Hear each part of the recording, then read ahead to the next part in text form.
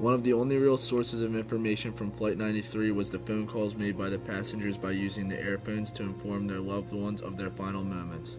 The movie correctly depicts each of the real phone calls made by the passengers to their families in the exact order of which they truly occurred. During these calls, the passengers were informed by their families that 3 other planes were hijacked and crashed into both the World Trade Centers and the Pentagon. This information is what inspired the revolt against the hijackers of Flight 93. After suspecting that the bomb held by one of the hijackers was fake, passengers including Todd Beamer and a few other brave men asked the flight attendants to gather any possible items that could be used as weapons to plan an attack.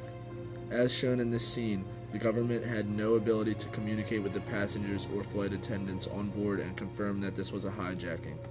The air traffic control room workers were not able to talk to the passengers through this situation, which left them no other choice than to take action by themselves. It's gone. It's gone. Target's gone. The target's gone. We don't have it anymore. We just lost it. All right, hold on. I got a primary on a target. Where? He's rapidly descending. You see that right here? Call you back. He's coming down quick. Yeah. Okay. See that? Who is it? I don't know. Yes, sir. I don't know. Yeah, descending rapidly. No, there he is. There he is, right there, over the horizontal bridge. Oh, yeah. Look how fast he's No, going. he's going right up the Hudson River Center. Oh my God.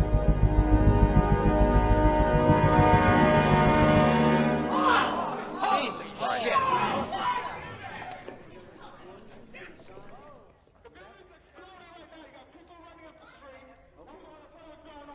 Did you see that? Did you see that, sir? I'll have to call you back. The federal government was not thoroughly informed that Flight 93 had been hijacked until the plane had already crashed into a field in Pennsylvania.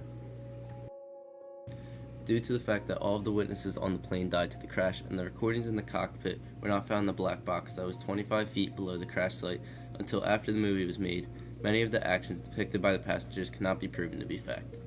The only thing that the director could have created a portrayal of what happened in the plane was from phone calls which were limited to calls from the family members and the occasional background noise of who was believed to be Todd Beamer saying "let's roll." Also, the movie directly makes Todd Beamer and the other passengers seem as heroes who took control and started the revolt against the hijackers. No one can really tell what happened or who led the revolt against hijackers based on short conversation of phone calls to family members, so the whole scene on the revolt was improvised and cannot be proven to actually have happened the way the director depicted it.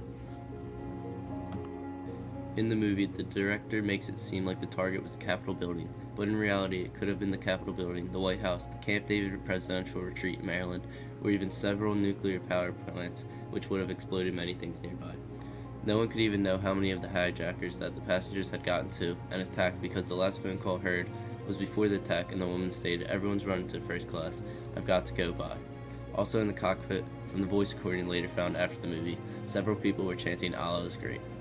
In the end of the movie, the passengers are shown in the cockpit, forcing the pilot to crash the plane, but the passengers actually never got as deep as they did in the movie, and it was the hijackers who crashed it because they were worried that the passengers would get in.